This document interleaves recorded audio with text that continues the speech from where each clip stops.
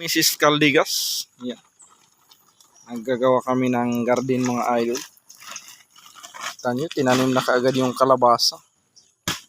Dito mang, anuhan pa natin dyan, no? No? Sayang pa yung space. Oo, harangan natin to dito.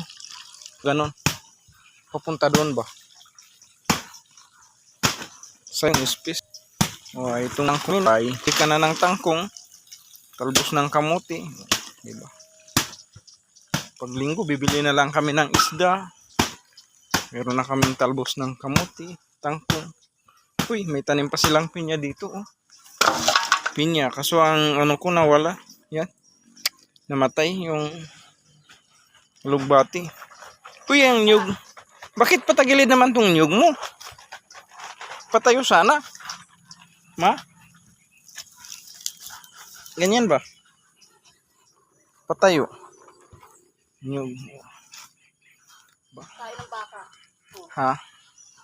Oo, abono ng baka yan. Okay na yung garden mo. Uy, yun, hindi ano. Palahin lang. Tama na yan, kalalim. Tama na to. Ayun pa sa isa. Sa isa. Kaunti na lang. Bukas na naman. Mamaya-maya, no? Tama na ba ito ka, ano? Magbababa pa yung lupa niya. Oo. Dapat na madagdagan pa siya. Yung mga manok namin, no? Pwede na naman, kumatay na naman tayo nito. Yung iba nandun sa labas. Marami pa yan. Yung iba nandun sa kung saan-saan. Alam nyo kasi sa probinsya, yung manok, binibitawan lang sadya.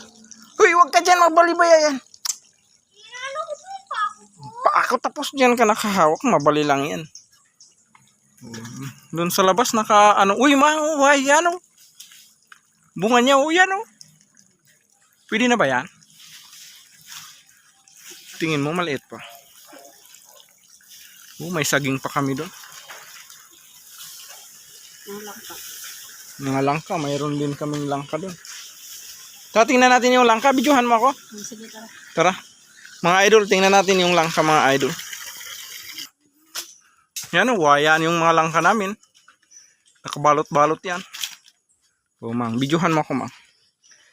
Salitaan mo, siyempre. Natatakpan yung camera. Salitaan mo sa mga langka.